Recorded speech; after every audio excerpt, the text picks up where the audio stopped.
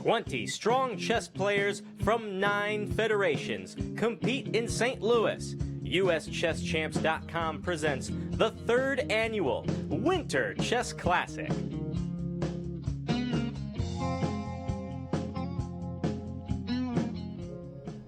Hello, chess fans. Welcome back to St. Louis. It's Hump Day here at the Winter Chess Classic. I'm Ben Simon, joined by former U.S. Women's Champion, Women Grandmaster Sabina Foisor. Sabina, it should be a fun day today.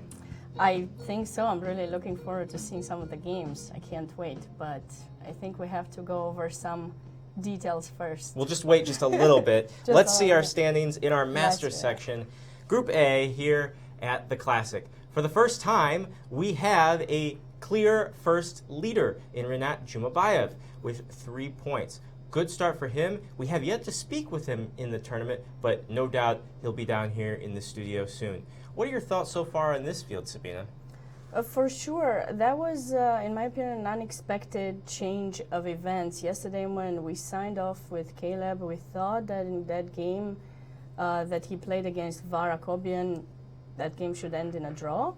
But then somehow at some point Var blundered, and that made Rinat, being the leader of this tournament. But we've seen so many amazing games by Jeffrey Shong, by Oparin, by Gabuzian, and yesterday a very interesting turn of events in the game. I think there was play between Setu Rahman and Victor Erdos, where Victor seemed to have miscalculated and just dropped his queen. So a lot of really exciting chess in this A group, and I can't wait to see what's happening today in these games.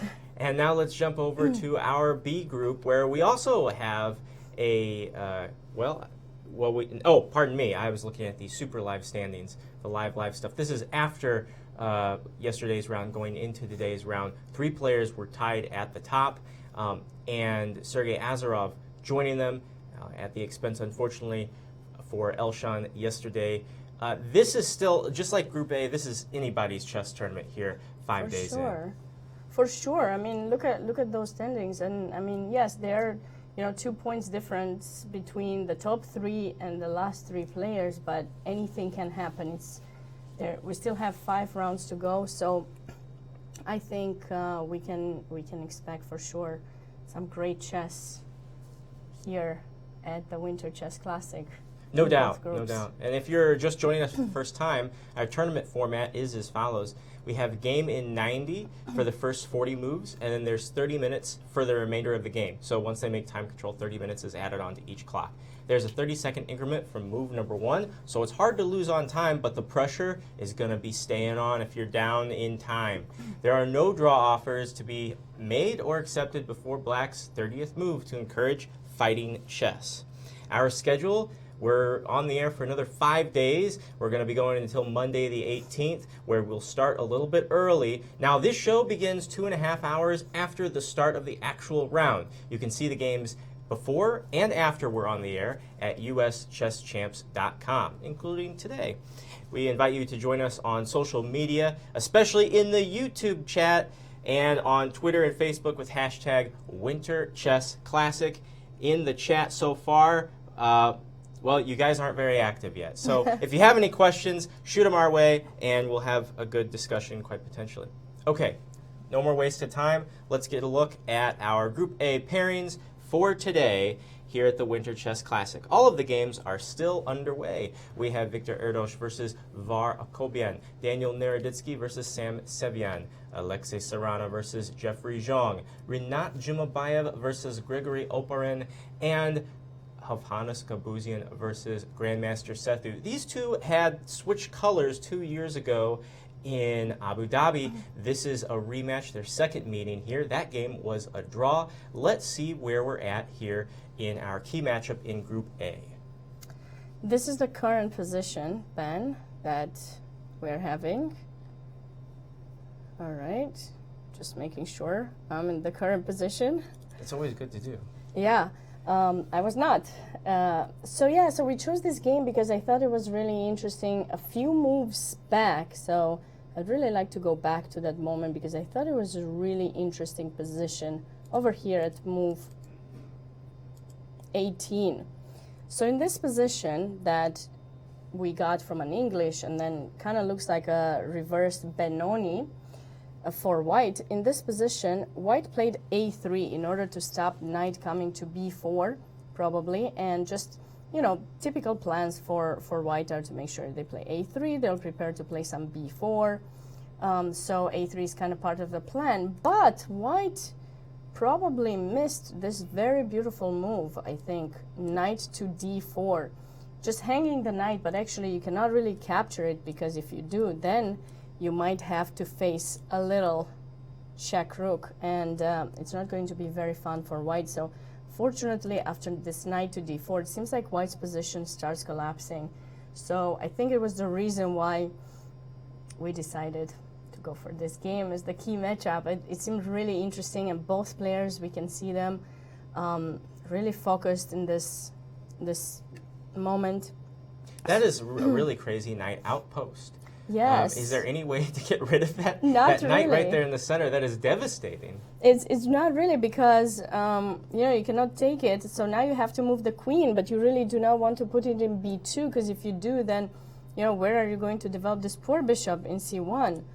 And their ideas with knight e2, of course, as well. So in the game, Gabuzian chose to go queen f2, actually give the b pawn, kind of playing in the spirit of a gambit, or if we're thinking reverse colors, maybe like a Banco gambit, and just give up that pawn and try to take advantage of the, you know, b file that opens up, try to get, you know, his rook and bishop work together towards b7. But unfortunately, this wasn't enough for him to actually get his pawn back, because now black can take the bishop in c1, and even if you have this intermediate move, now you have to recapture the knight. You cannot stay with the piece down, so now your rook was taken away from the b file, and then black gets to protect the pawn, very important. And then the next move, b6 was played, creating this chain of pawns that's going to be very strong. Black has the pair of bishops as well, so they maintain a really good position. Now, it remains to be seen if Seturaman is going to be able to convert this position. I do really enjoy having an extra pawn on the board for sure. But we have seen Gabuzian coming back from difficult positions, I think. And so it'll be interesting to see how this game plans to be. I believe we have some few more moves since the position that I had just pointed out. So these are pretty natural moves. White is trying to build a little bit of pressure, I would say, on the king side as well. They had to go queen to a2 to make sure they wouldn't lose even more material, but now they're doubling up on the f file with the intention of trying to play e4.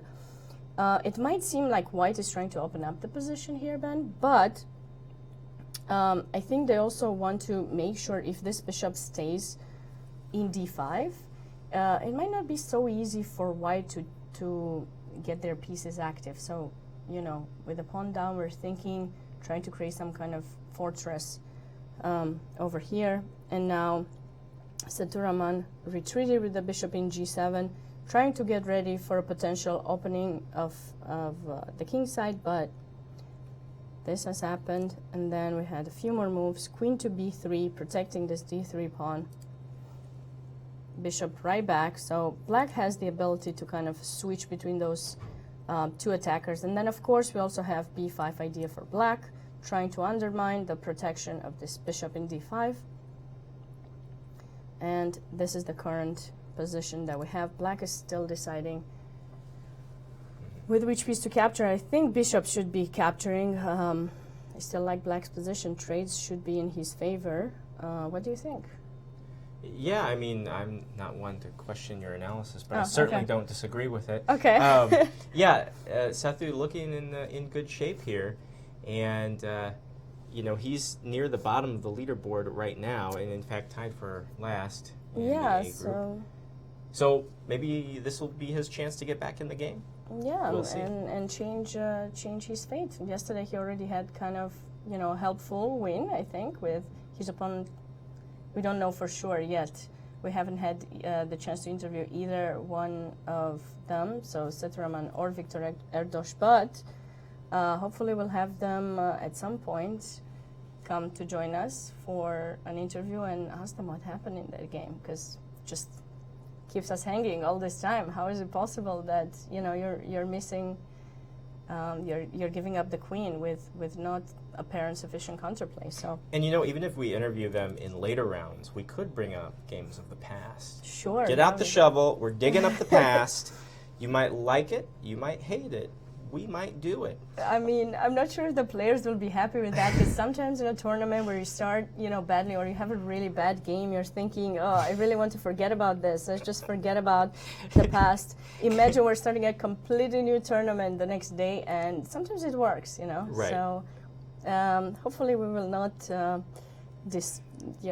they will not feel offended if we would bring it up. But it remains to be seen. For now, it's just a dream that we have. Right, a dream.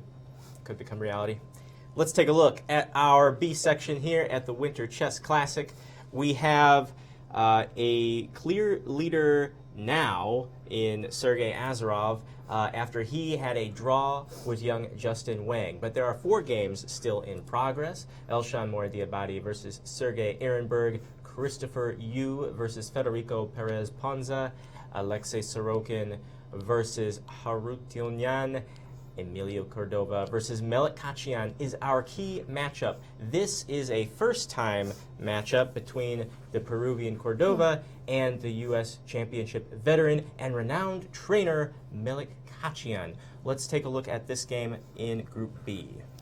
Yes, so this is the current position. Seems kind of crazy. A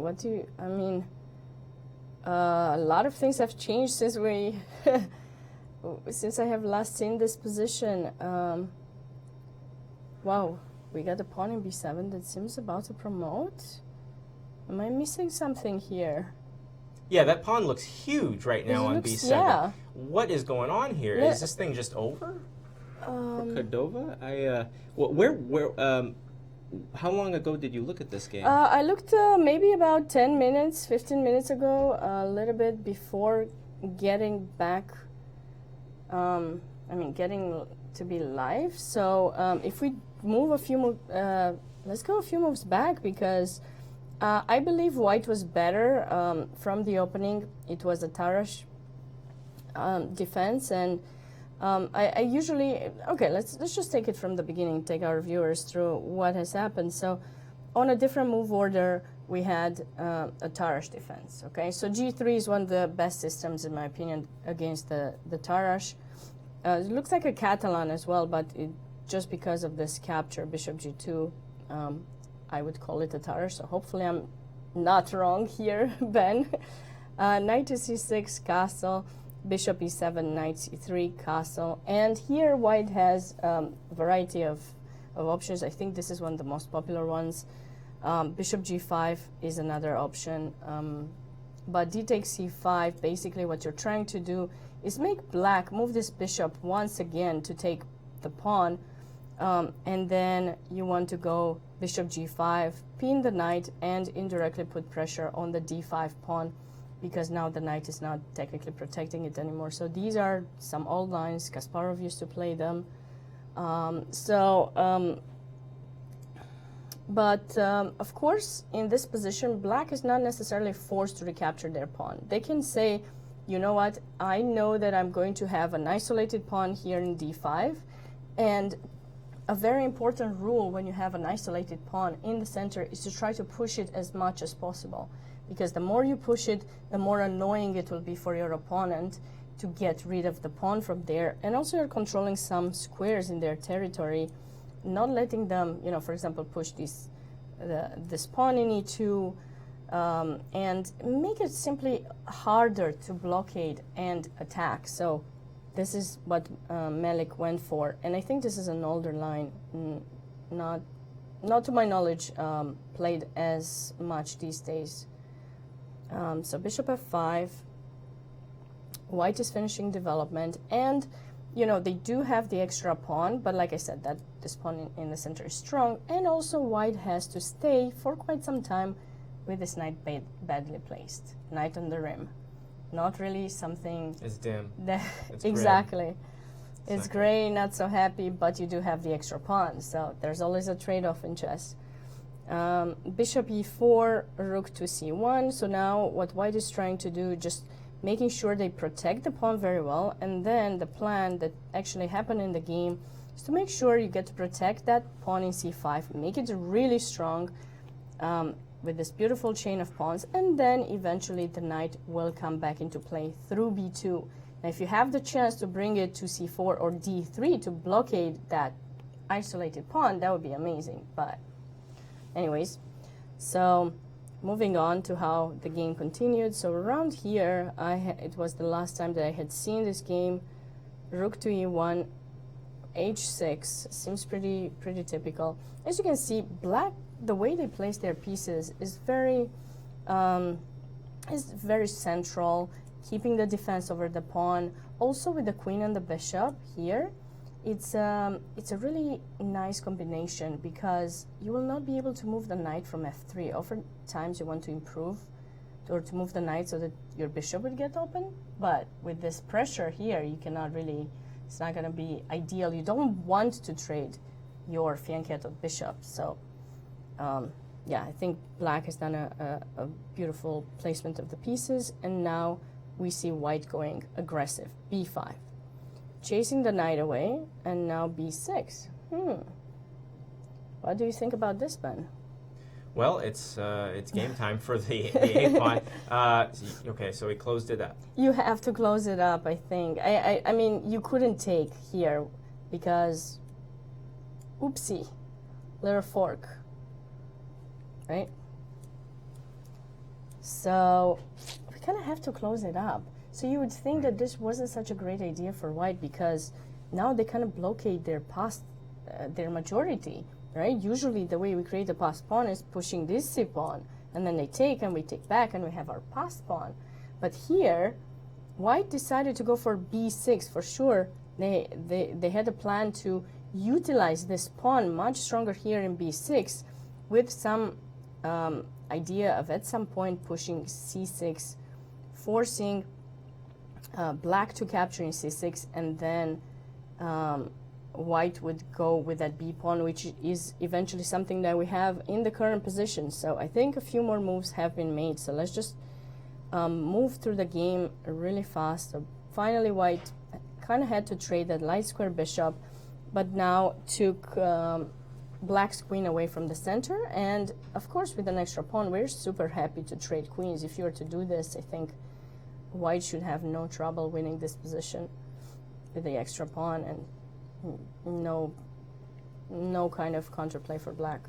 But after queen h3, maybe you have to make sure you stay more to take care of your king. There's some ideas.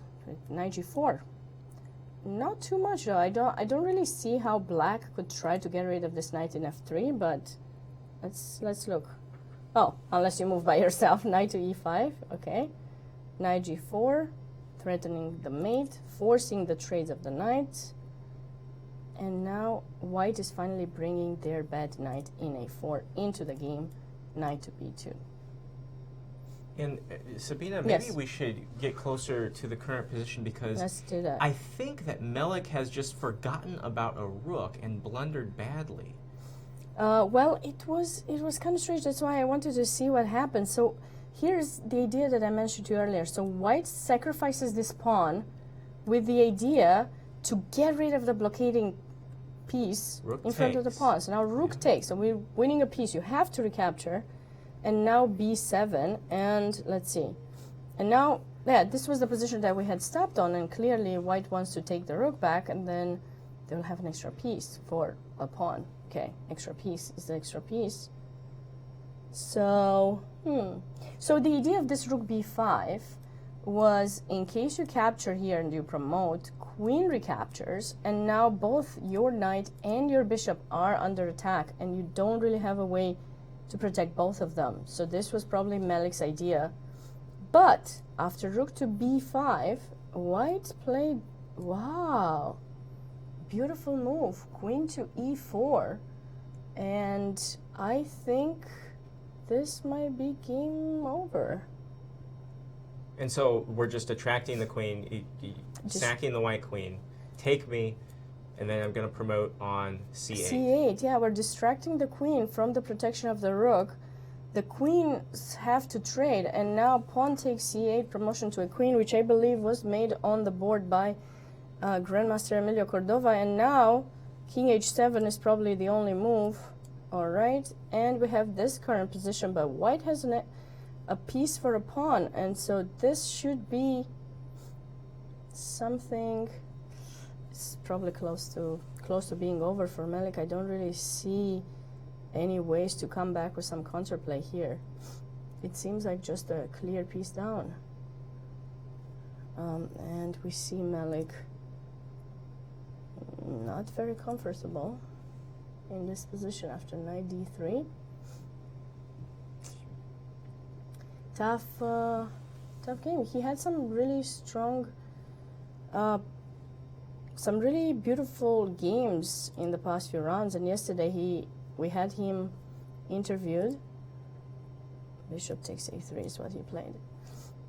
And he was very confident with his play, but he did have 3 whites out of 4 games. So now he will have to defend a few games with black, but here it seems like very tough position. Now it is important to note that actually you kind of, in a roundabout way, brought up a good point. This being a 10-player tournament is a 9-rounder, which means that half of the field is going to get 5 whites, half of the field is going to get 5 blacks. A slight difference, but still an advantage. Yes. I mean, a lot of grandmasters do say it's an advantage. I actually have a student who recently told me she actually loves playing with black. She prefers to play with black pieces. So, I don't know. It's interesting.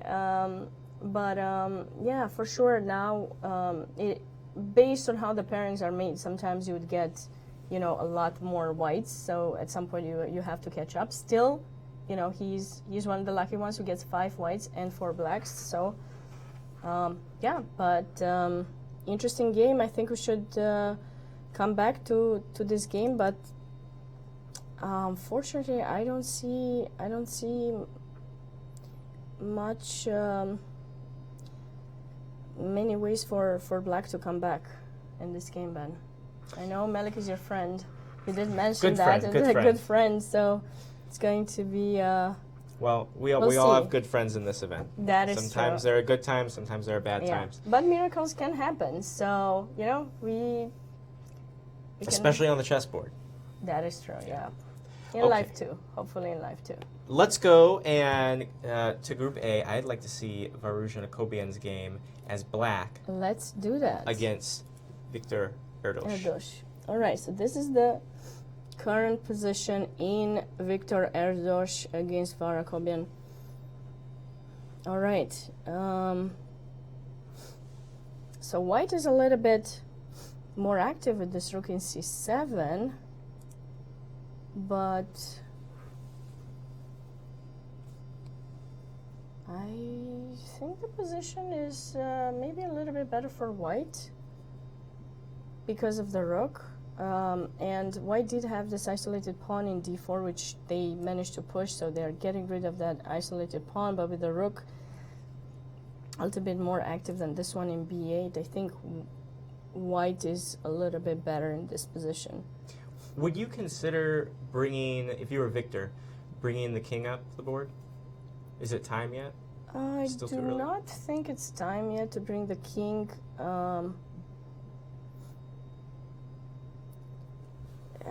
Maybe just to e3, but not. You cannot really.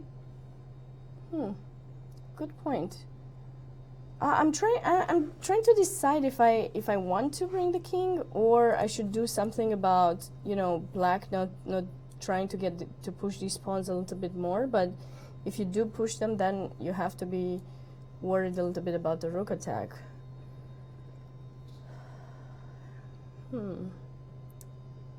It's a very complex position. Feels better for white, but it's not so. Maybe just king e3. Yeah, maybe you're right. Bring the king a little bit. Well, I feel like I want to get both rooks on the 7th rank, But to Oh, do that would be great. well, yeah. right. It's the dream, right? But Yeah. I feel like the D rook, if I move that, of course, now my D pawn is a liability. So how do I deal with that? So that's what I'm thinking in my 1500 break. No, not at all. You're definitely right. You have a good point. It would be amazing for white if they get the chance to bring, this rook there. So basically play rook e7 and bring the other rook to c7. The only problem is, well, there are two problems, I think. One, as you mentioned, losing the pawn in d5. Second one, if you lose that pawn in d5, then suddenly black should be able to play bishop to c6. And if they do that, then your rook will not be able to get on 7th rank anymore. So black could try to defend their extra pawn. So you probably don't want to do that. What I was thinking about is whether we want to take here or not. This is an idea that does come to mind, because you kind of have to recapture with the rook. You cannot take in d1 because, of course, we have this intermediate move. Then we recapture the rook, and we are going to be winning. So you have to recapture with the rook. This is a position that I was trying to decide if we want to have this position and try to go for the pawn here in b7 or not.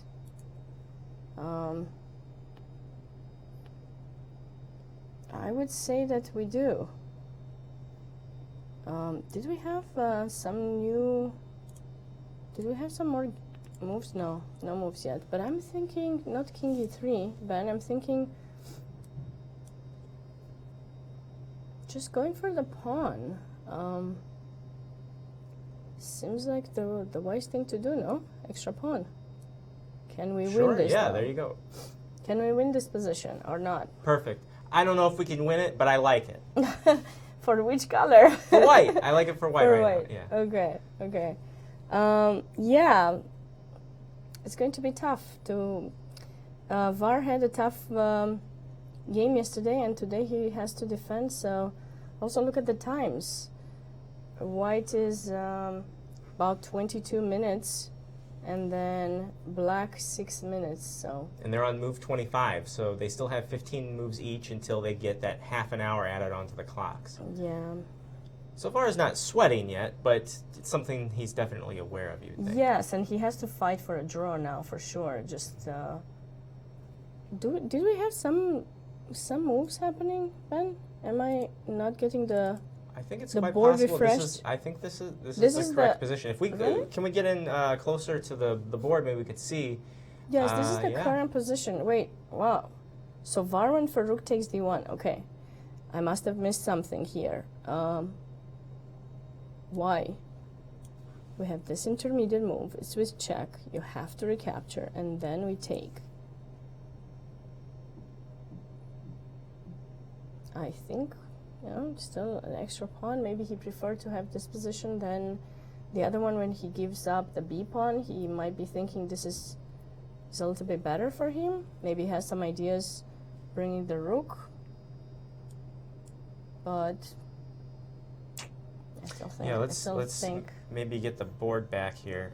Yeah, it's interesting to see that he didn't want the old B friend there. What's the B pawn's name again? They all have names, right? They do? Yeah. There's Harry. Is the I H don't pawn. know. I don't know the names. I feel bad. Wow. I don't either. I mean. Okay, there's supposed to be names. All right, we'll figure it out. Yeah, I only know Harry. That's it. In the chat, what is the B pawn's name? Hit us up. What do you say we jump on over to the B group in the meantime and look at Elshan's game? Sure, let's do that. Elshan versus Sergey Ehrenberg in Group All right. B. So there have been some changes since I've last seen this position as well. I thought white was a little bit better earlier. Oh, Sergey really down on time here. 27 to really- 90 seconds. Yeah, and I believe at some point there was about an hour discrepancy. Yeah, and they have 12 more moves until they hit that move 40. But a lot of things have changed since I've last seen it. I think I last saw the position around here. They just came out of the opening, and white has temporarily given a pawn, but this h5 pawn is for sure going to be falling, so that's exactly what has happened. So Black went for bishop d6, offering the bishop trade because, they want to bring their queen back, and this bishop in f4 is really strong, keeping Black's king not too safe, I think. So you want to get rid of this attacking piece. So bishop d6 seems like a normal move for Black to play. Then rook b1. This is a very interesting intermediate move. So you're not you somehow have to trade the bishops anyways, but you're thinking, where is my rook better placed? Is it on the c file or is it on the b file? So Elshan went rook b1 intermediate move because now he's thinking the b file is a better placement for the rook, considering this chain of pawns has its base in b7, so you're probably better off attacking b7. So he played this move, queen a3, bishop trades seemed inevitable. Well, and Sabina, now, can you go back yes, for of just course. a moment? I thought the idea behind rook b1 was to try to pry the black queen off that diagonal, where wouldn't rook b3 do the trick right here, so you could make the queen move and then get that bishop off of d6. Does that work? I know I'm missing something. I gotta be. No. I thought that move should not work. It's probably queen a5. And the idea being, if you take my bishop, then you're going to have to meet this check queen. So that's probably the reason why you kind of don't want to do that. Because that's reason enough for me. Yeah, your bishop is hanging, and then there's that. Yeah, no, but good point to show this, because you always want to be careful of your back rank. Even if you have an heir, a place to escape with the king, you still want to make sure that you keep an eye on some rook getting on the first rank and skewering you or creating a fork. So that's why in this position White had to make the trade of the bishops. I don't think there's any other good intermediate move, and you definitely don't want to move this bishop because then Black will have some ideas on your knight in g3. So we have to trade, and now Elshan went for that h5 pawn, now equalizing the material, and it's a very interesting position because, opposite side castling for both.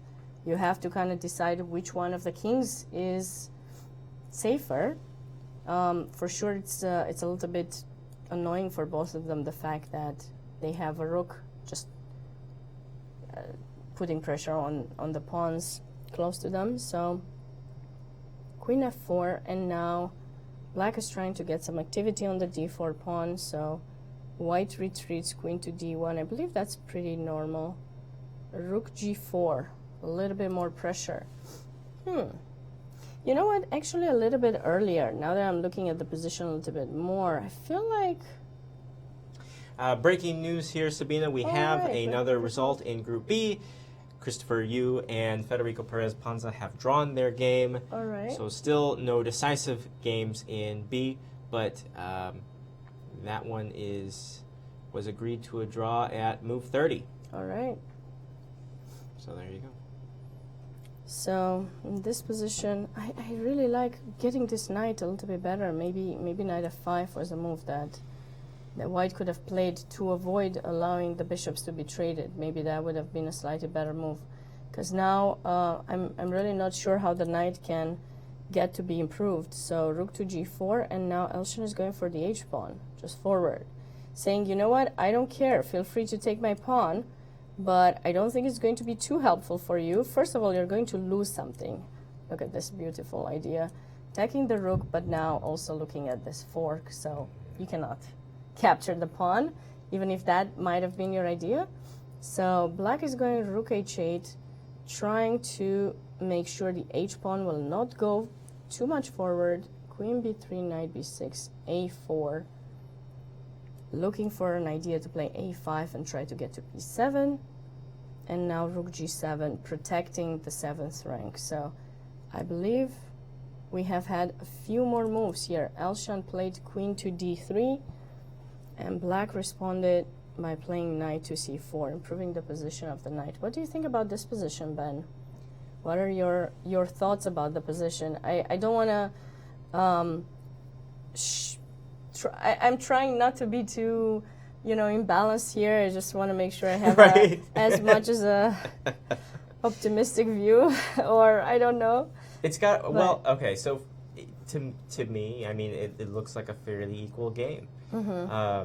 And for those of you who are not actually aware, full disclosure, Sabina and Elshan are an item. And it's well known in the chess world. And so this has got to be difficult being in this position. For sure. Professional it versus is. personal. I know this has never happened to us before, that, you know, one of us would have to do commentaries on the other one's games. I mean, of course, we always watch them intensely, and, you know, when one of us is playing, I know for sure the other one is not really doing much, because you're always just watching play this, or you're just trying to keep it at home like everyone else is doing, probably for their favorite players. But who's the more intense chess player, you or Elshan? probably me. Really? I would say it's me. Yeah. If I lose a game, it's pretty tough. It's I get very mad. I get very emotional, and I'm not just get mad at myself, obviously.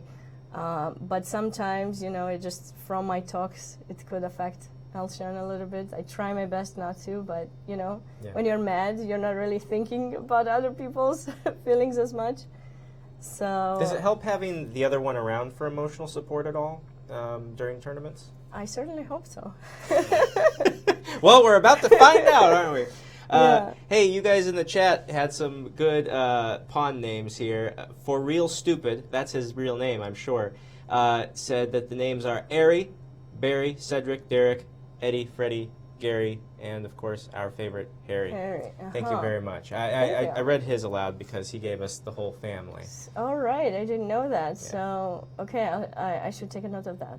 That's always good to teach, to use as material to teach. I'm sure like the names are published in a book somewhere. Possibly. The real I'm names. I'm sure. I just, you know. Let's take a look at some of the other games. Yeah. Do you have any specific one in mind that you might want to go over? Can we check in, just because of who they are? I haven't seen the game at all yet. Of course. Daniel Naroditsky and Sam Sevian in Group A. Oh, that's for sure going to be a very exciting game, because both young players, very talented. Both players grew up here, basically. Like we've I mean, not here in St. Louis, but grew up around the St. Louis Chess Club. Sam Sevian, first time we saw him was a 2013 U.S. Championship, I believe. Naroditsky played in the first junior championships here at the club. So we've definitely followed their progress all along the way. Oh, and we have a result, and it looks like Melik may have fallen to Cordova. So yes. Maybe we will we'll try to see if we can get Cordova down here for an interview, if he's willing to. That would be interesting, since we haven't had him for interview yet. Definitely a tough day for Melik. Yes, no doubt. And now Emilio joins a whole slew of players in Group B that have tons of. They all have 3 points. So is Emilio at SLU, or? No, I said SLU, S-L-E-W. Emilio's okay. actually at Webster University. Yeah, that's what I Groves. thought. That's why. Yeah, SLU versus SLU. St. Louis University is known as SLU here in the metro area. So, no, he goes to Webster University, where they also, of course, have the best team in all of chess at the college level. So, a much storied history there. Okay, so now we see Naroditsky and Sam Sevian. Naroditsky has the best facial expressions, and it's like he knows when he's in the corner, because he always makes sure we can see his face. Are you sure? I swear, every time. All the U.S. Junior Championships, he could be in the corner, and the camera mounted on the ceiling can't see his head, and he'll turn his head around like an owl and give you a face like that. Look at that. He's clearly in deep thought. So is Sam, and I believe it's actually Daniel's move after rook to c6, played by Sam Sevian. So, this position is very interesting. I feel like we might get to a draw. Yes. It looks like that. It looks like that. Well, let's keep the analysis rolling. Emilio Cordova is ready to come in here. We won't say he's from SLU. I never did, okay? Webster University Zone, and I'll be back in just a bit. Sounds good. So we'll get, as we get Emilio Cordova set up, let's just try to think about, actually, I have come across another very interesting position that we haven't really gone through. Grandmaster Alexei Sarana against Jeffrey Shong. Very interesting endgame. Will Black be able to win this position? That is the question. It's going to be tough. I think probably a white in this position should try to bring their king maybe to g5, get some g4 going, and try to make sure that once they get to the g6 pawn, that they are going to be as fast as Black's d pawn. But that remains to be seen. We have Emilio Cordova. Thanks for joining us, and congrats. It was a nice game today. Yeah, at least it was not like the second game that I play. Okay. Yeah, what happened in that game? The game that you played against Christopher Yu. Yeah, it was like my idea was to play Queen F5, and suddenly I just played Bishop F5. It's like, just by mistake, you were just. Yeah, it was like Queen F5, sometimes. Queen takes, Bishop F5. So it was like a kind of accidental per move, but I don't know. Sometimes it happens to me, so yeah, I don't know. Yeah. For the game of today, I think I was kind of lucky. I think because the position was so complicated, and he just tried to. I don't know. Once he tried to play something like Rook D5 and get more active pieces, then it was like, I thought that I have enough counter chances for the queen side because the pawn on B6 is so strong. Yeah. So at least I thought that maybe in the endgame side could have some good chances. I know for sure that Black has a lot of compensation, but I wasn't so sure. So yeah, and then yes, for sure he blundered this queen e4. Yeah, that was a very beautiful move, queen to e4. Yeah, actually, in this position. Once I didn't calculate this. I mean, once he played knight takes c6, I say okay, maybe I missed something, but my intuition tells me that something looks okay, but because all my pieces are well placed. So. But it seems difficult from here for Black to try to save themselves already in this position. I think it's maybe some knight c6 at some point instead of rook d5. Earlier. Yeah, because I think this rook d5 was kind of optimistic. But okay, it's a pawn down. Maybe I can try it here. That was probably the endgame that I was expecting here. But Black was supposed to, from the opening, I think Black was supposed to somehow get some counterplay. It didn't seem as much for Black. He seemed like he had really good placement of the pieces, but he didn't get his material back. Yeah, I know that the Black needs to do something pretty fast, but I couldn't figure out what to do. I thought usually it's something on the e pawn, just put a lot of pressure, but he put his rooks on d8 and c8. So I thought usually try to put on the e pawn, but it's been a really long time since I played these. Positions. I don't like to play this as white. I think that Black have a lot of counter chances, but I don't know. I mean, I thought that okay, maybe it's. I know for sure that Black it was. So actually, I was thinking after b4 rook c8, my first idea was to play bishop h3. So, but then I was scary of queen h5 actually. No, right now? Or son d3. No, sorry. After rook e1. After rook e1, so yeah. Okay. H6. So now bishop h3 was my first idea, but then I saw something like queen h5, and I was so scary. I mean, I was so afraid of this move. Bishop takes on c8, rook c8. Something with knight g5 and takes the knight. Yeah, and I thought that it was so hard to remove the bishop on e4. My knight on a4 looks so bad, and my bishop on f4 looks weird too. So I don't know. Maybe this is wrong. Maybe computer will agree that white is winning here, but I don't know from my perspective. Checked with the computer. We try to stay away from the computer. Yeah. So my evaluation was like possible that. It was too complicated here to. I mean, maybe for a or blitz. Maybe g5, g4 also. Those kind of ideas could be. Although it's not so easy. that it was so simple to play as Black, and I have to find. I need to find here a pretty good move. And I don't know. I don't like to be like. I don't like to take pieces for. Yeah. But I prefer to give it, but not for free. Yeah, of course. Obviously. Yeah, usually when your opponent gives up an exchange and they have some attack, it can get very annoying, I think, for a lot of players. And the bishop on e4 is so powerful, so I was wondering how I can remove that bishop. Yeah. So well, usually I think you just go bishop f1 and try to go knight d2, but I don't think you have enough time. Yeah, d3 probably. d3 at some point. That's why I play rook e1, because in some variation there was some pawn takes on e2, so my rook on f1 and my queen on d1 was under attack. So that's why I play rook e1. My idea was try to play some e3 at some point. So yeah, but you probably should you block this pawn before you do it? Because I have knight c3, so that's the difference. Ah, okay, yeah, true. So that was kind of the trick. That's true. Yeah, so here I don't know. I thought that b5 was okay, at least just to push the pawns and not to get worse. Yeah, so and this b6 idea is very interesting. You often want to play c6, but here you probably had envisioned that you'll go bishop c7 and then have this kind of idea with c6 and then so actually here I was expecting knight b3. Knight b3 in this position. I thought that rook d7 is kind of a normal move, but it's not like with the flow of the position, so that was my feeling. You have to take, right? I have to take. I was thinking on rook b1 actually. To just get rid of that bishop because you didn't like it so much, Yeah, so bishop takes, queen takes, and then I don't know. Because there is some knight e5 threats. Yeah, if he goes here, probably. Yeah, knight e5, and this looks so beautiful. So I don't know. I felt that I have to play more dynamic. So that what about this? You have this discovery now, which is very annoying. Yeah. I thought that bishop is so powerful, and I just want to remove that bishop. So what if I don't take the rook? What if I take in c5? Yeah, so that was the hard part. So what about if just skips? I was thinking something like rook b4, maybe at some point, and then to take on a4, and d4 is under attack. So knight e6. Yeah, that's probably. You probably should take the exchange. Yeah, so I wasn't so sure about this position. But you have the exchange after all. Like you should. Yeah, but hard. It's hard. Yeah. Yeah.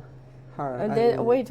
There's this kind of very annoying idea at some point too. Yeah. So maybe I don't know. I wasn't so optimistic with this position.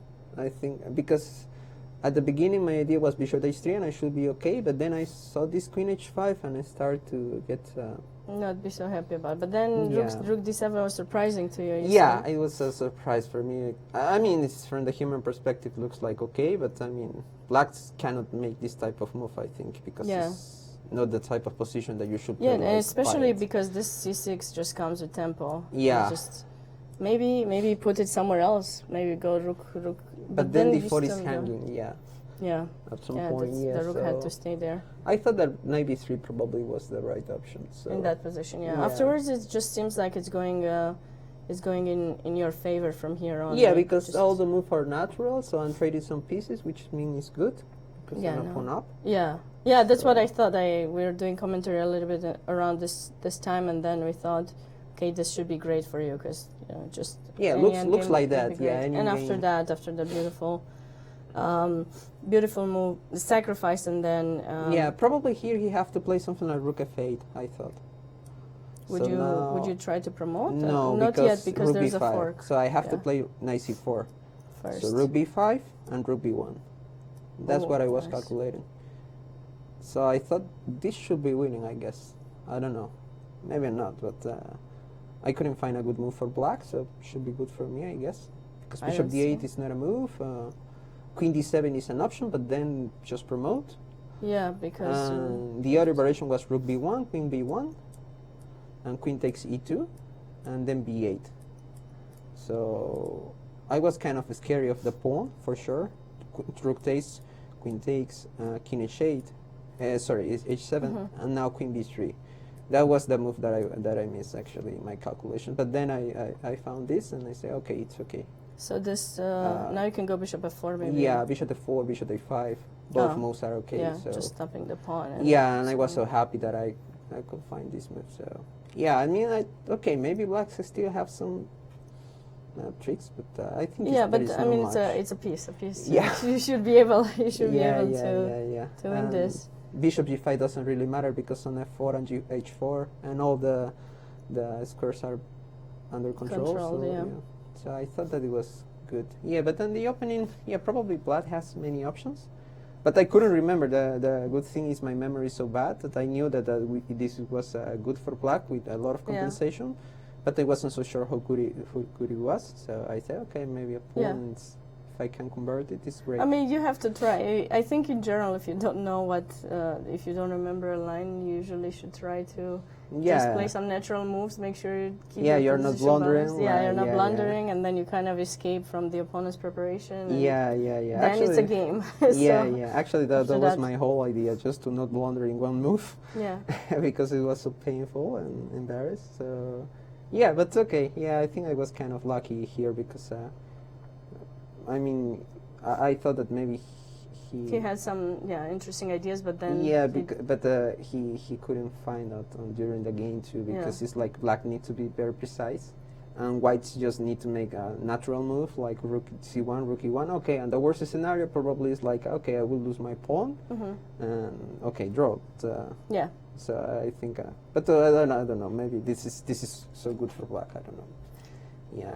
Yeah. I prefer white the way you played it, but of course, it remains to be double checked. I think that it was some b5 ideas, b5 at some point instead of some bishop f5, but I don't remember so well actually. My memory is so bad.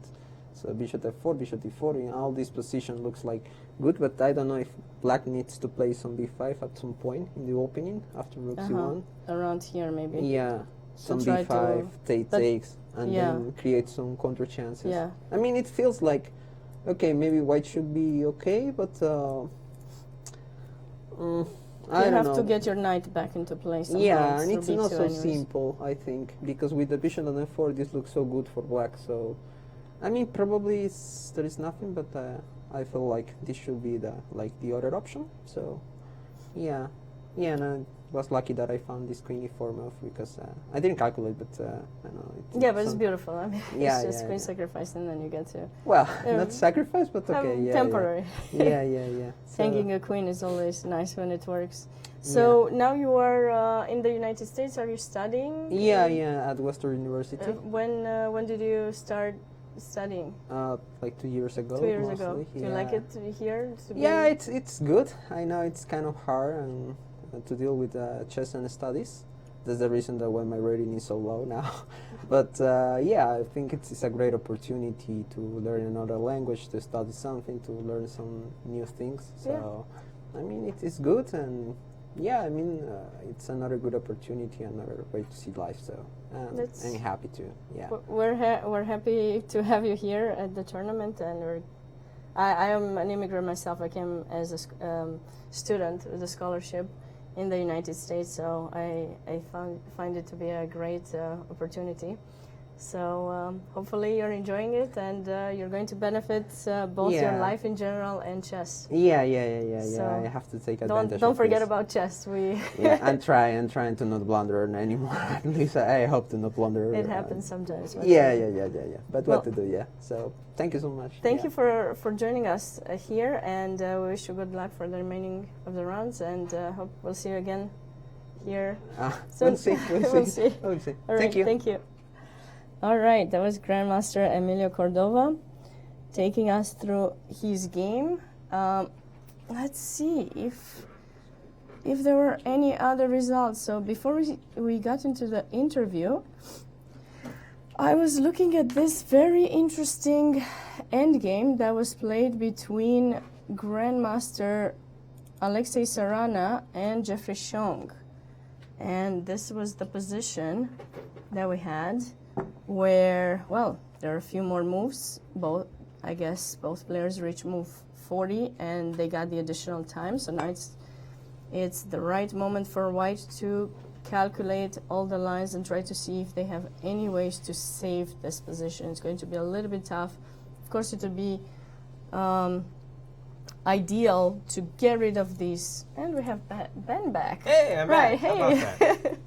We have these pawns. That would be amazing if we could just trade them off, get our king in front of the pawn, and get a fielder position draw. But, everything has to happen according to the rules of chess, which, every player has to make a move.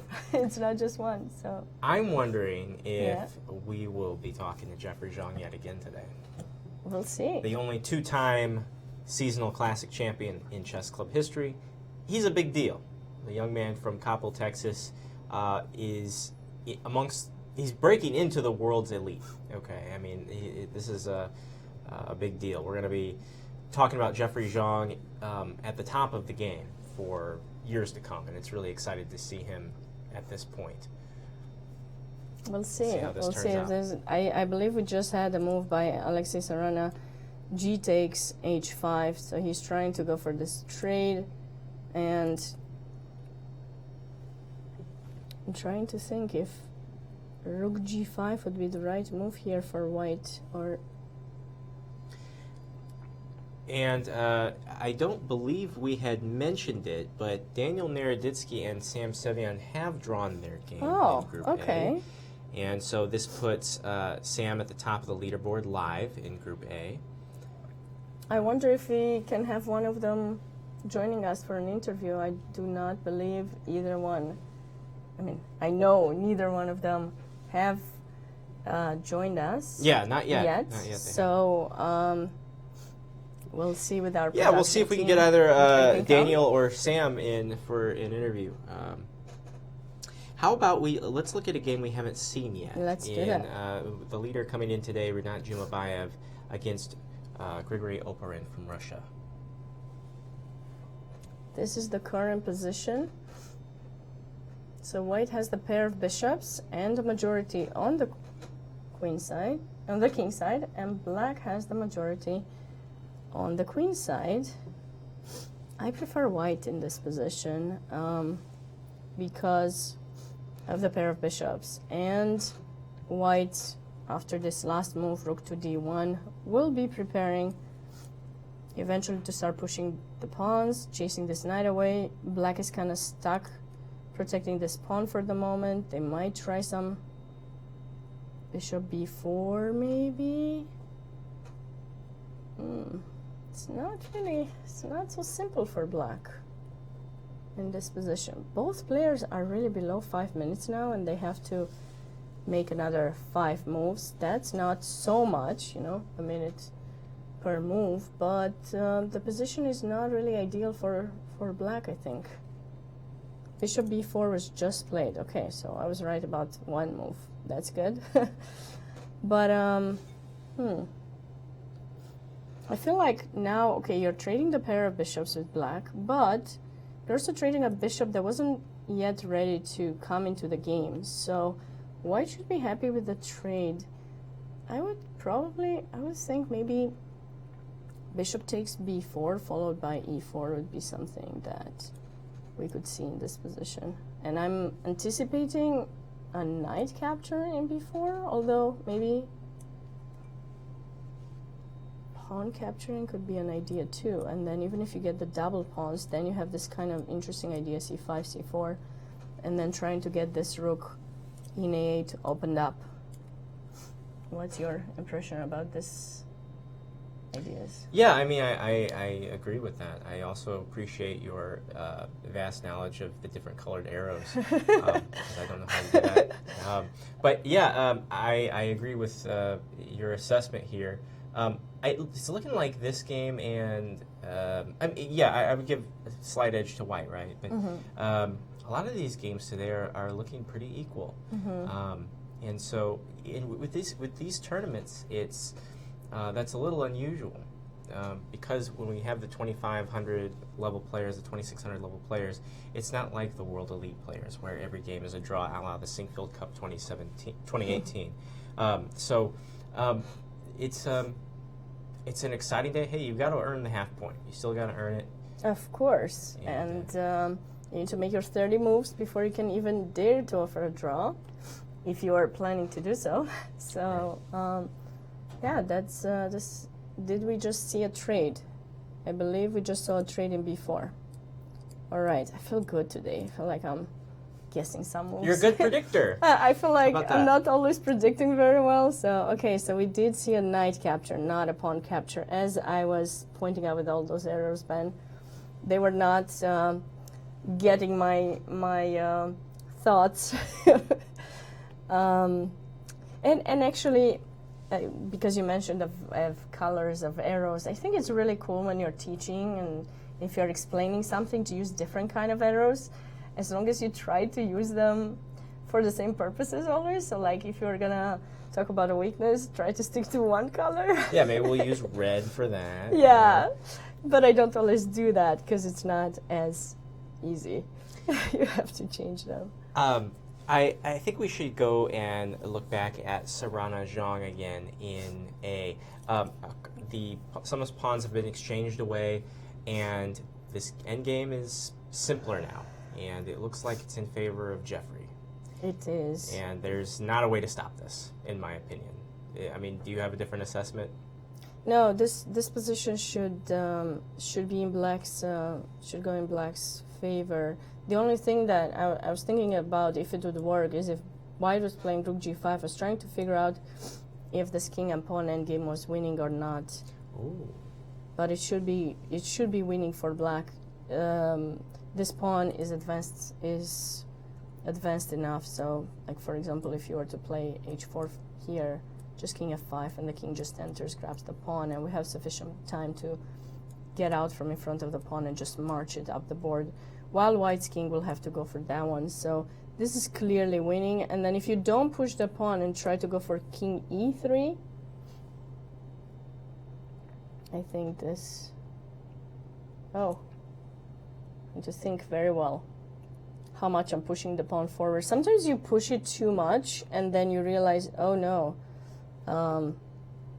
it was not good because, you know, white needs to spend a lot of time to go grab the pawn and then make it back to f1. That's basically the whole idea. So the more you push the pawn forward, the king will need less time to get to f1. So, but this should be winning. I think maybe h4 should just seal the deal, because if you go king d3, you just go there. You know, I don't know that I've mentioned this yet, but this is a big game. I mean, these are the top two seeds in Group A right here. Mm-hmm. And Jeffrey looks like he's going to pull this one out. But I don't know that the resignation would come anytime soon. I mean, they both made time control. This could be something that they really sit and have a good think about for a while. I think so, because it's a rook endgame, and a lot of rook endgames can end up in a draw, so you always have to try to find the best way to hold on to the position more, and also make sure that your opponent knows the theoretical positions. I mean, it is hard to believe that at their level they would not know it, so they should know these, learn this as kids, and we still see top-level grandmasters blunder in rook endgames, in theoretical ones, but I think mostly we see that in blitz because they don't have sufficient time to really, refresh their memories with the positions. But here, both players have plenty of time to think about it, and I think we should for sure see some of their best chess in these endgames. So Alexei Sarana just played h4 actually in this position, and this is the current position that we have. So he clearly saw, okay, I cannot go for that king and pawn endgame. I need to wait a little bit, see what you are going to do. But rook e4 might be something. Oh, I saw a nice idea. Rook e4, he's probably thinking. Sabina, let's jump over to Group B really quick, because one of the games we're looking at has ended in a draw. We have Alexei Sorokin from Texas Tech versus Tigran Haratunyan. They have drawn their game in Group B, and so now we know that Haratunyan stands at 2.5 points, and Sorokin is live at the top of the leaderboard with 3.5 out of 5. Okay, so how did we get here in this game? Because I did want to take a look at it right before the yeah, draw. I do not believe we were looking. Shall we take it from the beginning or just a few moves back? What do you think? Let's go from the beginning. Let's see how we got here. We can kind of zoom for a bit. So we had Grunfeld. C takes d5, knight takes d5. This is a lot of theory in these positions, analyzed a lot, and I believe a lot of people say that if you're playing with white against the Grunfeld, there are some lines with which you can for sure make a draw pretty much anytime that you want. But is that true or not remains to be seen. Although this game did prove us that white can make a draw. So rook c1. So the whole idea here is basically white needs to escape really, really fast from the diagonal, because black is going to be putting a lot of pressure on d4 and try to open up the bishop. So they're not rushing to capture this pawn in d4, not immediately at least. They keep the pressure and keeping you also with this pawn in c3, just kind of bothering you, not letting you open up the file. So this is the best placement for the rook, just keeping everything kind of protected. Knight d7, okay. Again, this is still very standard, and e5. Now, yeah, so I'm not sure if I'm super familiar with this idea. Usually, I've seen a lot of people go for bishop to g4, trying to put indirectly pressure on d4 by getting rid of this knight in f3, but this might be a new trend. e5, and now white goes for the space, so we have some kind of, you know, a switch from Grunfeld to a King's Indian style position. Knight f6, and now white strengthens their center. And they say, you know what, I'm pretty happy if you want to trade the queens. I think the endgame I'm going to be much better. Plus, you have some weaknesses. Some very big weaknesses you have to be super careful for. So if you're going to trade the queens, one of those pawns could fall very soon. So you need to go for queen c7, avoid the trade. And now white finishes their development, knight g4. And the next couple of moves seem pretty natural. White gives up their dark square bishop. I mean, you really want to avoid, you know, you really want to avoid getting your bishop back here in g3. It would be completely restricted. So you're better off playing h3 and making that trade happen. Pawn takes, bishop takes g4, and now knight to h2. All right, so white is saying, go away, bishop, and I'm going to recapture my pawn in g5 the next move. And here, white should be playing, I think, something, I would try, what do you think about f4 idea? Some g3 and f4 idea, I'm not sure. Oh, yeah. If you move the rook, for sure I have this idea happening. But black went for bishop f6. So we repeated the position once, and it looks like black was playing for a win here. He could have continued repeating the position, right? Because the queen is trapped. You have no place to retreat other than go back there, unless you want to sacrifice it for two pieces, which I'm sure you probably don't. So we could have gone for this this draw in this position, but clearly seems that Grandmaster Haritunian thought he was better here. Yeah, to answer your rhetorical question from earlier, I do like f4. Good. Because to me, I still feel safe because the c pawn, the black c pawn on the fifth rank is blocking everything. So it's all fine and dandy with me. No, it's not usually what you want to do always, because you're helping this bishop open up, but I just feel like you should try to push all these central pawns, right? If there would be a trade, then we would have like 3 pawns over here and try to support each other and just push them. And sometimes I'm too aggressive, but also I'm just doing commentary. It's not my real game, so I can afford to do that. So rook f7, bishop to e2. All right, so now he's going back to chase that queen away and going for the attack. So he thinks white's king side is a little bit weak, and he should be the one attacking. Very interesting. Okay, clearly I need more study in this position, because I would have gone for f4. So yeah, the next, ooh. All right, so I wonder if this was a miss, or probably not a miss. Just gave up the h-pawn, black gave up the h-pawn in order to have the ability to open the h-file and try to come for some, you know, attacks. Queen to d8. I wonder if could black have just blundered that pawn? Like, no, I don't think so. Like, a few moves earlier, maybe just by playing h5, they might have not seen this move. Bishop takes g6. Now suddenly white is 2 pawns up. What's happening? Bishop g5. So white is sacrificing the exchange for those 2 pawns. Okay, so clearly they either calculated all of these things or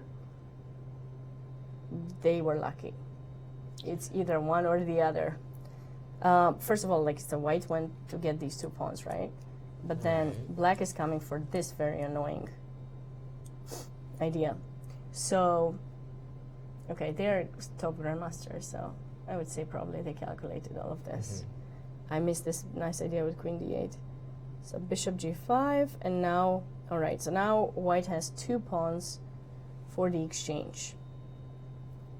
So black needs to try to take advantage of the open files. When you have an exchange up, you need open files. You need to start bringing your rooks into action. You need to make sure they do something, otherwise the extra the rook will really not help you in any way, because like it's not going to make a difference if you have a rook or if you have a knight. It's going to be exactly the same if you don't try to get it active. So this is what black is trying to do, bringing the queen first and supposedly getting ready to bring the other rook into action. Bishop f5.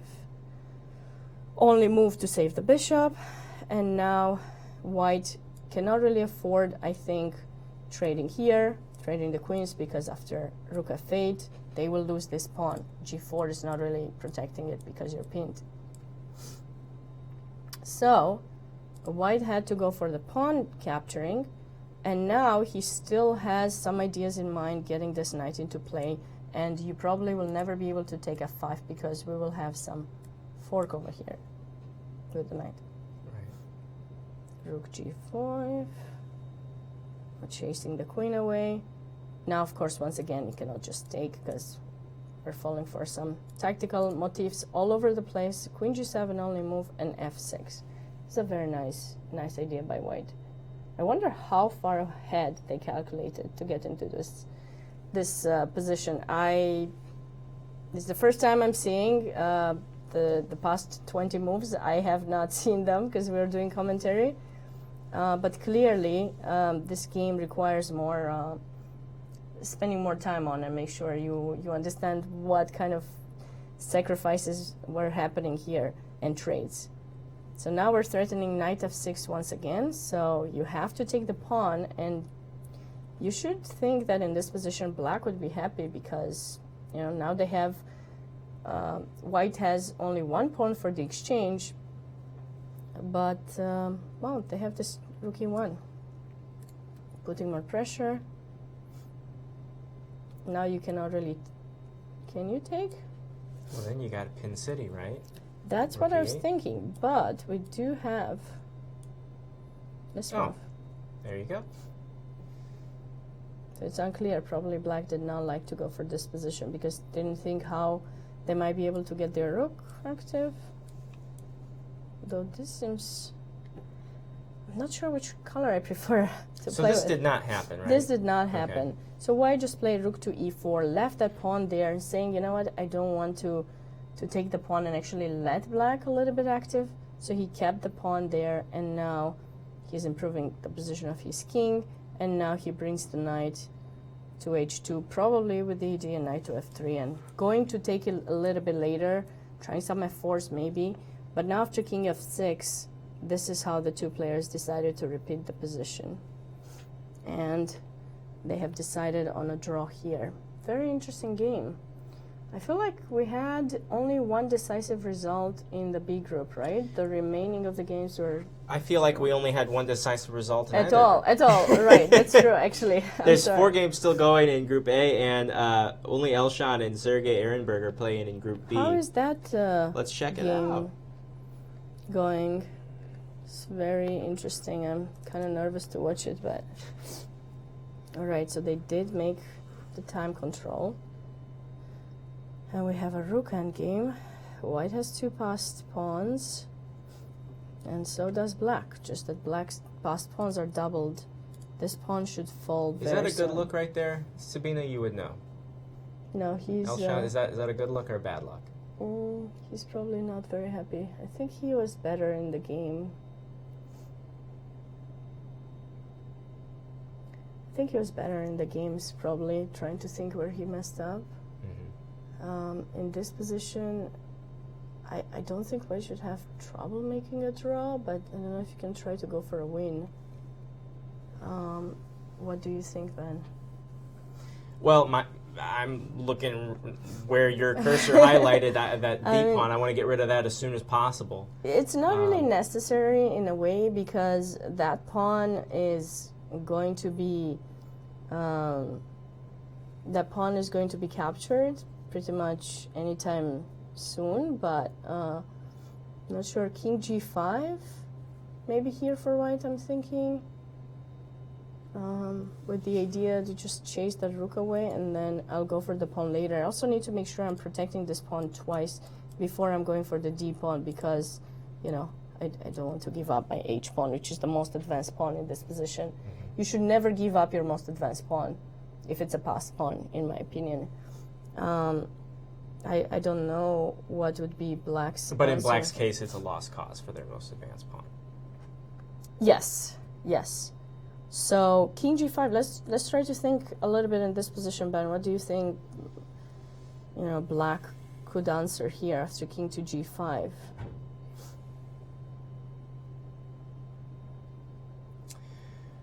I'm thinking King c5 to bring the king around. No, really? No, I want to take your. Oh, sorry, I should. That's okay. That's yeah, okay. don't listen to me. So you need to move the rook somewhere or bring the king to protect it. Right. Okay. Well, then just rook e6. Yeah. I just wanna push this pawn.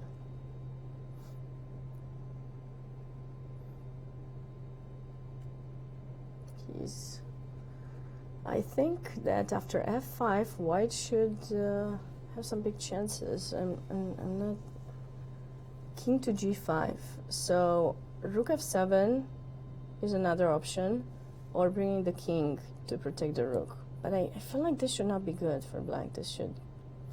Okay, I'm all for putting them both on the 7th rank. Let's just have them protect each other and then bring the king around town. c5. Great idea, right? This is what I'm thinking for Black, maybe. And the idea would be checking. And then just grabbing the pawn if you... Alright, so he did play King g5 in this position. This is the current position we have on the board. And he does still have a little bit extra time compared to his opponent. But for sure, I mean, Sergey should feel a little bit, you know, better in this position, considering that, you know, he was really low on time, like 1 minute to make 15 moves or something. I don't know what that was, but I think we had something like that going on. And do you have any other game that you might want to look at? Yes, big news. Big news. A game in Group A may be about to end. It's our key matchup. Gabuzian versus Sethu, and it looks like Sethu is in the driver's seat, and he's got mate imminently. This thing should be over in just a moment. All right, so, what a game this was, and Gabuzian does not seem very happy. Seth seems pretty confident in this position. You're just looking at the screen, you know, I'm just looking at the video that we have of them. Thinking about this position, yeah, certainly a tough day for Gabuzian. He had a really great start of the tournament with a nice win over one of, you know, St. Louis favorites, I think, Varakobian. And since then, he hasn't been doing as good. I mean, he's still 2 points, I think, but he lost the game, and then yesterday he saved an interesting endgame against Sam Savian. And now, yeah, so there it is. Handshake. And we're going to actually, I know we're cutting it close here, but we're going to actually try to get Sethu down here in the studio for an interview. Haven't had the chance to talk to him yet, and this is a big win for him in our key matchup today. Very interesting game. All right, so I'm glad that I we decided to go for that match, for the key matchup of the day. You pick them well, and you've been picking on the basis not just of like the standings, but in terms of like how interesting the game is, which is a fun thing. Yeah, I think this is the great thing when you're starting to do the commentary a little bit later after the round has started. You kind of have an idea of what might happen in the games. You can see already who's might have a better position. So I try my best to. I actually had our friend change. No, wait, did he change the matchup, or maybe that was? Yeah, we did have to change the matchup today for today for this. Yeah. Oh. There was another pick, and I was like, no, let's go for this game. Yeah, all right. So I feel bad making everyone do a little bit more work. Can we go back in the interim to Zhang's game with Serrana? They're still playing the end game. This seems very, very difficult for White to defend. So I guess if we go back a few moves, okay, let's just go back. We were around here. White just played h4, and I was trying to figure out how Black would go grab this h-pawn, but it looks like Jeffrey didn't quite go to get the pawn yet. He had this very nice idea, rook e3 check. All right, we're going to get Sethu in here for an interview. He is ready. Sounds good. All right, so we'll be sure to discuss this game a little bit longer as we're getting Sethu Rahman joining us for an interview. So in this position, so he checked the king first, making sure the king would go further away. Now rook e4, actually a much nicer idea than what I suggested. And now rook to a7, the similar idea, trying to go for the skewer, but check, king g3, and now rook to f5. So Black has managed to cut White's king off from the d-pawn, and now they're trying to just go forward with the pawn, and, you know, with the pawns, with the h-pawn or without it, we can certainly say that Black should be clearly winning because White's rook is on the short side. And we have Sethu Rahman here with us today. Congratulations. Very nice game. You had two interesting games the past 2 days. Yeah, I mean, I started with 0.3. I was completely... it was kind of tough, but then you came back. Yeah. Do you know what... we were really interested in what happened in your game yesterday with your opponent blundering the queen, or was that something he had... No, I think it was forced, kind of. He had to sacrifice his queen to get some counterplay. But probably he didn't see this queen f4. Yeah, he missed the queen f4. But still, it was very interesting. There are a lot of interesting variations which we analyzed after the game. Yeah. It was a very nice game, we thought it was very nice and interesting. We thought maybe he blundered. I don't know if there was... We're trying to avoid analyzing with computers, so we didn't check exactly what the engine was saying, but it seemed like maybe there were some other options, and he had just... It seemed to us like he had blundered it, but... he missed kind of queen f4. Yeah. Queen f4, but still, I think the queen sacrifice was the only way to get some counterplay, otherwise it was even worse for him, so he went for the most practical choice, Okay. And today, were you ready for some? How did you feel before going into the round today? Yeah, I mean, I won my fourth game, so it was kind of fine. So at least I didn't. I kind of recovered, so I was in good spirits. But I was winning in several ways. Probably I messed it up a bit, but then I found this nice trick in the end with bishop h3. Okay, but in the opening, were you prepared? No, I think he was freestyling basically. So I don't know if e4 is the best. Yeah, I mean, he was just playing fast and trying to put me under pressure. I think to spend more time I think I was clearly better here. And if you're more comfortable, you can. It's up there too. However you feel more comfortable. So bishop h5, and I really liked your knight to d4. Yeah, he kind of missed it. It's takes and. Yeah, knight d4. So if from here, if he takes, then queen d4 check, king h1, queen into a1, and he has no way to trap. He has no way to trap your queen. Yeah, like because you have this d1 square. Yeah, like I always have e4 and also bishop b to queen d1 and just winning. Yeah. So after knight d4, if he goes for queen b2, then I have check and e4. Yeah, it's just crushing.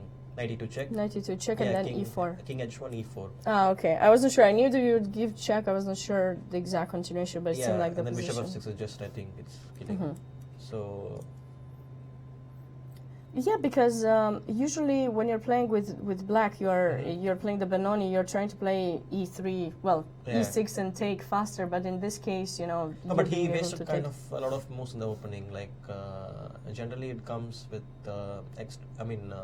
with good position of his pieces. But in this game, I mean, his knight is on e1, and I mean, he's not coordinated well. So it seems like he missed the right knight moment d4. to but play. I think strategically it's clearly worse. I mean, if not even knight d4, yeah. So I mean, I have rook d8 and I have a very good position. Just pressure but on knight the d4 is just winning on the spot. So in the game, he had to give the piece. I mean, he have to give the pawn. Sorry. Yeah. And here I must be like. I think you're I mean, completely should be winning. Yeah. Here and then rook b8 also seems nice to play b6. Till here it was fine. I think he played knight g2. Yeah. Bishop h5 was also fine. Yeah. I mean until this was. And here, like, he probably tried some fortress with trying to play e4. Do you think that was something good that he did here with e4? Is that? Yeah, I think it is his only choice. Otherwise, I just stabilize my position and come with b5. Yeah. Yeah, but what about taking in f5? It doesn't seem like it's the right thing. Yeah, but otherwise I'm getting f4 kind of. Ah, that was. Oh, maybe I could even play f4 immediately. I should have played instead probably. of bishop G7. Bishop f6. Yeah. I mean bishop g7. Yeah, f4 takes. And simply it's winning probably. Rook f4, bishop d4 check, and I mean I'm coming here. Also I have instead of bishop d4 maybe even something else. Here g5. I mean so many moves. G5. Yeah, it seems like you're doing great, and now the queen is on the other side of the board. It's not really ideal. It can come fast, but. Yeah, and then we kind of left off your game around here. Yeah, and probably I think I messed it up a bit. I mean, you traded everything. But the trades should be in your favor. Yeah, in my favor. But at some point, like here, after knight f3, bishop h6, king f2, I should just fix a5. Yeah, I should not give any counterplay kind of. In the game after g5, a5. You let him. I gave a lot of counterplay. Yeah, I mean. But just did you a5? Want to play a5 yourself? Yeah, a5, and then I mean I'm just clearly better. Yeah, he cannot move his knight, he cannot move his queen. Everything is tied down, and I just come g5, g4, and I don't see. That's true. Yeah. Also, I have e4 sometimes. I mean, so many options. But after g5, I think a5 already kind of gave some counterplay. But it doesn't seem so natural, I think, for a human to play that a5, because you might still think, okay, maybe I have some breaks. Yeah, but I think here kind of he has got some activity. So. And now he's trying to get tricky, e5. Bishop. Queen d6. Yeah, it was my 40th move. I had like 1 minute. I didn't know what to do, so I just. Trades are good. Yeah. Well, you have now this passed pawn, so that should help you if the queens are. I mean, e5 is hanging, kind of. Yeah. So just get rid of the queens. Yeah. And then just try to regroup maybe a little bit, and then you. For a second, I thought bishop h3 was winning, but then out of the blue, I mean, like for instance, bishop h3, king h3. Wait, why not knight? The knight then I you managed to push, and there's no way to stop the pawn, no? Yeah, no way to stop the pawn. Oh wow, that's beautiful. No, but he can take with the king and play knight e4, yeah, so... okay. And now queen b7, bishop b7, a4 and knight e4, and I'm losing. And now the knight just catches the pawn. I saw the same trick with if he takes like knight into e5 instead of knight g5, for instance. So here I can do this, bishop h3. Bishop h3, because the knight is... Wow, that's nice. I mean... I wouldn't think of something like that to It's like the famous game of Topolo Shiro, yeah? Like, I mean, you cannot just play on the pawn much. Yeah, very beautiful idea. But that didn't work. Didn't work to be done. Yeah, here knight f7 was a mistake, I think. Probably you should go queen b8 or queen e8, I don't know. Well, queen b8 was accurate. To try to take. Yeah, like if I take on d3, bishop d3, then probably knight e6. I was thinking about this queen f6 and trying to mate on f1. To do the same thing, like yeah, if but they then take there. I don't know, h4, I was not sure. And you don't have a mate? I think maybe I have. Maybe. Bishop. No, then king you h1, cannot. king h1. I mean, queen f2, king h1, yeah. Yeah. And Yeah, and e5 is hanging. This is the problem. yeah, and the bishop. So that's not so easy. Yeah. So queen No, b8. yeah. Queen b8 was kind of tricky. Okay, maybe I don't know what else to do. Like bishop d3, maybe knight e6, queen f6. I was thinking about h4, bishop f5, something like this. Knight and f8, king g7, but I was not at all sure. Yeah, you need to. You give up a piece here. You have to no, make sure that the pawn queen will c7 check is also actually. coming. No, probably it's not working. Yeah, so maybe there is something. Yeah, here yeah. to- But I don't know. Yeah, But this is he- best chance probably. Probably it's not even better for me. I don't know. Yeah, but it feels a little bit. Yeah, he probably got scared of the mate, but unfortunately after this, there's Yeah, There's no, nothing this, he this can was do, very 'cause nice. then- This queen f6 was nice because if I play bishop g6, then knight d8 was some tricks there. Yeah. Mhm. So this was the only way. Queen Queen f6 f6 is was nice, yeah, Queen just- c7, bishop e7 is nice. Again, knight e5, then queen d6 is coming. 95. Queen d6. Yeah, it's just lost for him. Mm-hmm.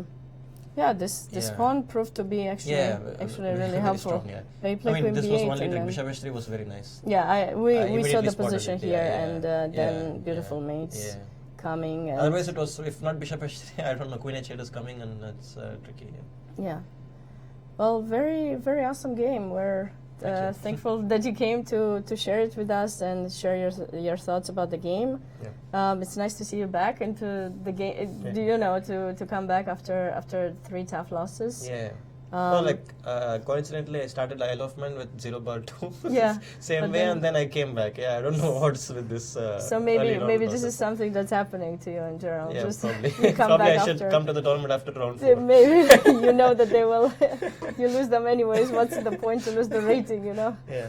But other than that, do you enjoy being here in Yeah, Saint Louis yeah, in it the is club? fantastic, and I love the place. And I have been here last year, so I pretty much like the conditions and the tournament, and I love it. It's a very strong event, and I thank Mr. Tony for inviting me again. Yeah. Great. Well, we'll be sure to let him know. Thanks so much for joining us, Yeah. and we wish you good luck for the remaining of the rounds, and Thank we'll you so see much. you hopefully again Yeah. here soon. Sure. Thank you. All right. So we have we're thankful for Seturaman for joining us for an interview, and we have a result. We have had a result as the interview was going on. Jeffrey Shong won his game. So as I predicted a little bit earlier, it seemed impossible to stop the D pawn, and I think Jeffrey is going to be sole leader possibly, if I have the standings right. Ben is going to be joining me in just a second. I'm here. Yay! And you are right. Jeffrey Zhang is the sole leader. All right. We'll be taking a look at the standings here in just a moment when we have them. But I want to talk about the upcoming event starting in just 8 days. Grand Chess Tour, the final event in regulation, and for the first time, it's in India. It's in Kolkata. And we're going to have a rapid and blitz event, 5 days. And we are going to see who will be the final 4 to meet in London just days after that as we go into December. So grandchesstour.org has everything you need to know, but we already know that Magnus Carlsen has punched his ticket to London, and so he will be playing this more or less an exhibition for the money, okay? I don't know. Is that an exhibition? It's for the money. And we'll see who... I mean, maybe he tries to get a sense of the players too, you know? He see definitely how they could, are. because London will be a mix of all different time controls, but we're going to have Magnus Carlsen there. Ding Liren will still be fighting to get to London. He's probably in, but it's not guaranteed because you also have Levon Aronian, Vishy Anand, Wesley So, Jan Nepomniachtchi, all playing in India who could make it to London, and there's only 4 spots. And also, on the sidelines, MVL could also still make it to London if the stars align. He's the only full tour player who can still make it to London who's not playing in India. So it all starts on November 22nd. It's the Tata Steel India Rapid and Blitz for the first time ever. We hope you can join us at grandchesstour.org. If you're in the U.S., it's going to be in the middle of the night. Stay up with us. It's going to be a fun time. Okay, if we have standings, I'd love to see them. The Group A section is as follows. Yes, indeed, Jeffrey Zhang has earned the top spot Coming out of today, of course, Rinat Jumabayev and Grigory Oparin are still at play. They could get up there to 3.5 before the day is done. We will wait and see. And over in the B group, we had all but one game come to a finish. Of course, Elshan and Sergey are still battling, and Sergey Azarov and Alexei Sorokin sit at the top after their draws today, 3.5. We're halfway home, Sabina, to seeing who will be the champion in the Group A and B sections of the Winter Classic. I know, it's really exciting. I can't believe 5 rounds have passed by so quickly.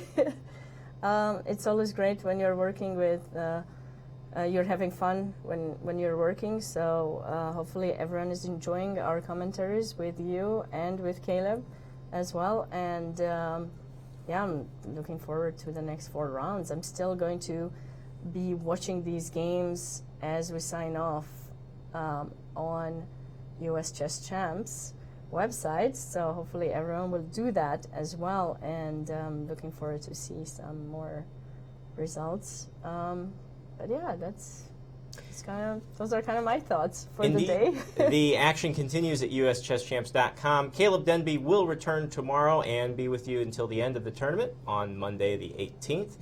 This show was produced by the world's greatest production B team. Tony Chen is making sure the stream was holding up today. Isaac Schranz, graphics and audio. We have Danny Machuca as our technical director. My name is Ben Simon. For the former U.S. Women's Champion, Woman Grandmaster Sabina Foisor, we say, until tomorrow, so long from the Show Me State.